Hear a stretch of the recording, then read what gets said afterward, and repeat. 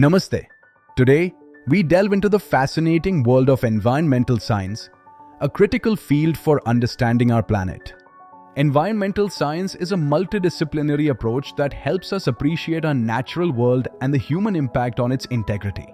As Mahatma Gandhi wisely said, "The earth provides enough to satisfy every person's need but not every person's greed." Every organism is surrounded by materials and forces that constitute its environment, which provides all its essential requirements.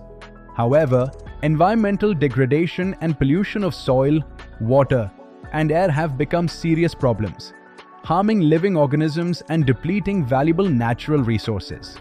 The scope of environmental studies includes developing awareness, encouraging participation in protection, and fostering skills for conservation. It also involves evaluating environmental programs based on social, economic, ecological, and aesthetic factors to ensure a sustainable future.